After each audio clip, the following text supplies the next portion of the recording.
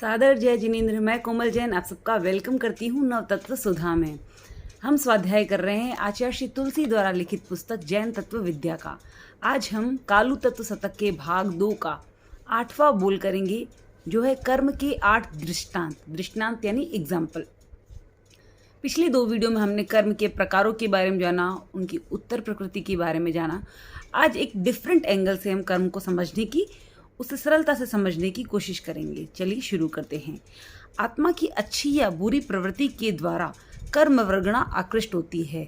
जब आत्मा या जीव के द्वारा कोई भी प्रकार की अच्छी या बुरी प्रवृत्ति होती है, प्रवृत्ति अर्थात मन वचन काया की कोई भी प्रवृत्ति होती है, तो उसके द्वारा कर्म वर्गणा आकृष्ट होती है और वे कर्म वर्गणा आत्मा के साथ संपर्क यानी कि चिपक जाती है, एकीभूत हो जाती है। जब ये एकीभूत होती है तो उसे हम कहते हैं कर्म।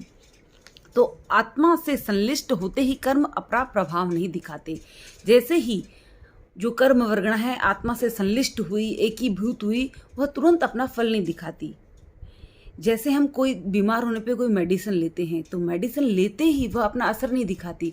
उसका एक अपना एरिया होता है, एक अपना टाइम होता है। जैसे कि हमने पेट दर्द की दवाई ली है, तो वो जहाँ पे जाके उसको वर्क करना है वहाँ जाएगी और फिर अपना असर दिखाती है। ये सिर्फ मैंने एग्जाम्पल से समझा है। ठीक उसी प्रकार जैसे ही कर्म आत्मा से चिपक जाते हैं तो तुरंत अपना प्रभाव नहीं दिखाते। कुछ समय के लिए वह शांत रहते हैं, और जितने समय के लिए वह शांत रहते हैं उस स्थिति को अबाधा काल, सत्ता या अनुदयावस्था कहा जाता है। एक निश्चित टाइम तक, जिस टाइम तक उसका सत्ता काल बना है, उस टाइम तक वे उदय में नहीं रहेंगे, अनुदय की अवस्था में रहेंगे, दबे हुए रहेंगे। फिर जैसे ही वो टाइम पीरियड खत्म होगा, वो अबाधा काल खत्म होगा, फिर वे उदय में आएंगे और अपना प्रभाव दिखाते हैं। इस अवस्था के बाद जिस क्षण कर्म उदय में आते हैं, उसी क्षण अपना कार्य शुरू कर देते हैं। कर्म का संवेदन करने वाला या उसका फल भोगने वाला कुछ समझे या नहीं, फल भोगने की प्रक्रिया शुरू हो जाती है। कभी कभी हमारे इस प्रकार का दुख हमारे जीवन में देखने को आता है, तो हम सोचते हैं उस दुख की घड़ी में, पता नहीं मैंने कौन से कर्म किए होंगे, मैंने तो ऐसा किसी के साथ बुरा नहीं किया, मैं तो हमेशा अच्छा करने की कोशिश करती हूँ, तो फिर मेरे साथ ऐसा क्यों हो रहा है। इस क्यों का जवाब यही है कि कर्मों का कर्ता जो कर्म करते हैं, जब वो फल उदय में आते हैं, तो जो फल भोग रहा है वो चाहे कुछ भी समझे या नहीं समझे, कल कर्म भोगने की प्रक्रिया शुरू हो जाती है, तो फिर वो अपना प्रभाव दिखाती है। उसके अनुसार हमारे जीवन की परिस्थिति बदलती रहती है।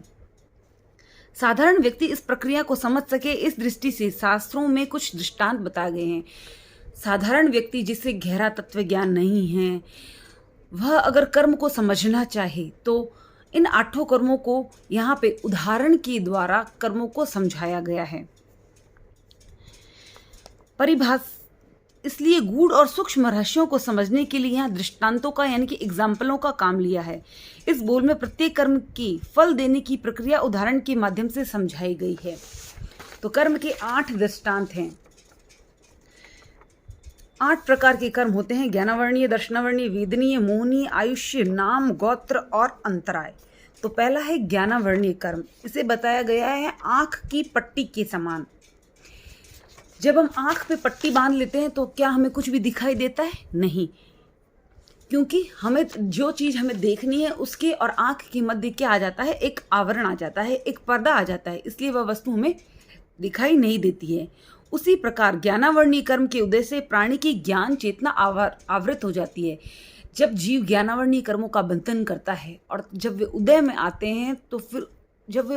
हैं, तो जीव की ज्ञान चेतना आवृत हो जाती है और यह कर्म जानने में बाधा पहुंचाता है। तो ये इस कर्म का फल क्या होता है? यह ज्ञान प्राप्ति में बाधा पहुंचाता है।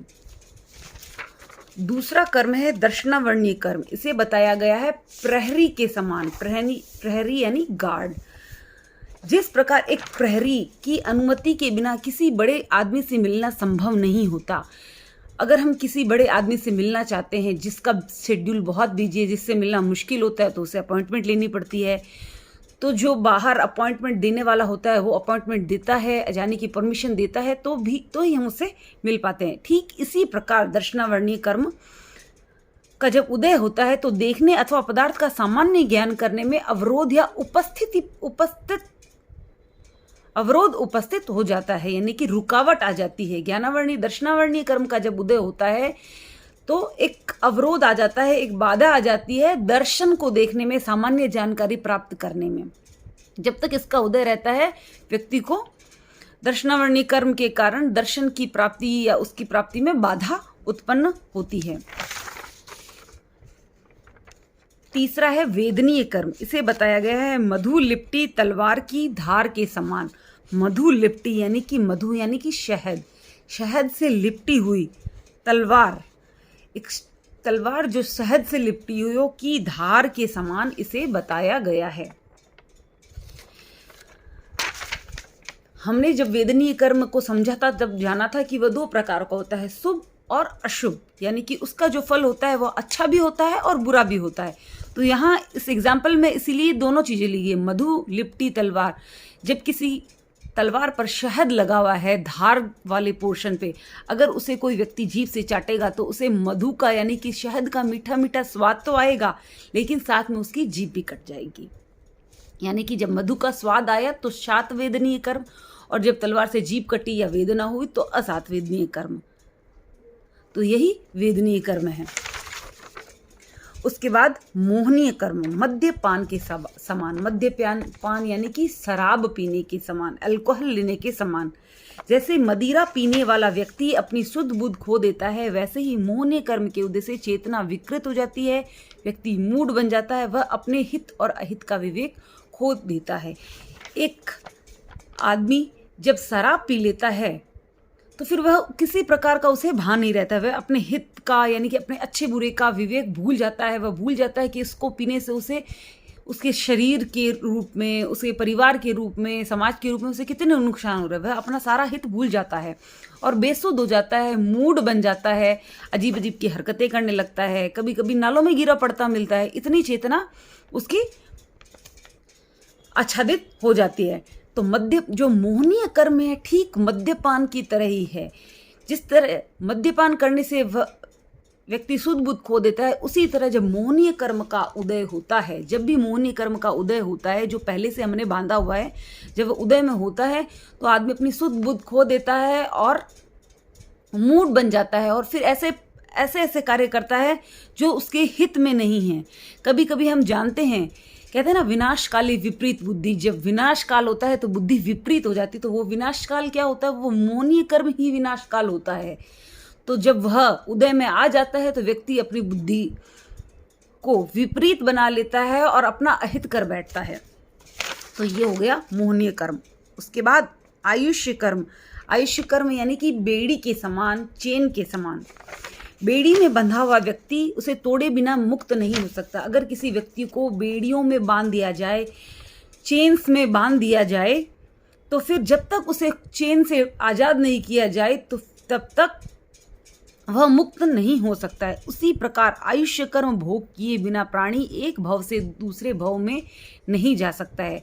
आयुष्य कर्म एक निश्चित काल तक बंधा होता है। एक जन्म के अंदर व्यक्ति को जितना आयुष्य काल प्राप्त हुआ है, जब तक वह समाप्त नहीं हो जाता तब तक जीव की मुक्ति उस जन्म में जीव बना रहता है। उसकी मृत्यु होने के बाद, वो आयुष्य पूरा होने के बाद ही वह दूसरा जन्म लेता है, दूसरे भव में गति करता है।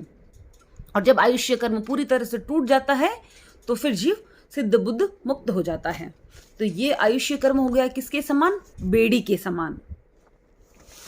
उसके बाद नाम कर्म। नाम कर्म को बताया है चित्रकार के समान।